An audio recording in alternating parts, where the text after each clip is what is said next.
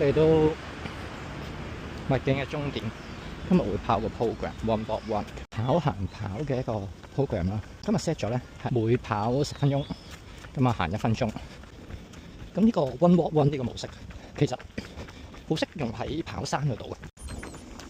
大家主要好關心就係跑嘅時候跑幾多啦，跑咩速度啦，行嘅時候行幾多同埋行咩速度嘅。如果去到5分或者4分幾咧，可以做到3:40或者係3:4幾嘅一隻馬拉松噶啦。其實大家會好擔心就係損耗嗰個時間，或者行30秒，你會擔心損耗得太多，跟住後邊可能追唔翻，做唔翻10科。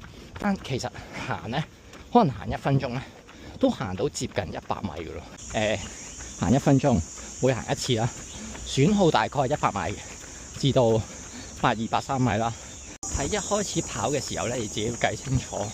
我想用One Walk One 呢個模式啊，例如拉長啲，我5K， 我行100，隻腳嘅負擔或者係出乳酸嘅程度上會慢少少嘅。同埋你行嘅時候，相對上咧，你可以壓低埋自己嘅心率。另外，我覺得呢個訓練模式咧，適合一啲好平坦嘅路或者冇乜人嘅路，或者係運動場都適合嘅。最後喺片尾咧，會教埋大家點樣用Garmin去 set One Walk One 嗰個嘅 program。咁當然啦，佢冇得咁精準，即係 set 到跑幾多，即係例如公里，然之後停幾多時間。啱跑完10分鐘，咁呢個心率咧，頭先大概158度啦。咁睇下過咗1分鐘，一陣氣泡係幾多？咁啊，今日咁啱偏熱，隻錶寫住35.3度。睇翻先，頭先由158降到135啊，即係降咗大概15-16%。咁啊，試下上斜用呢個模式啦。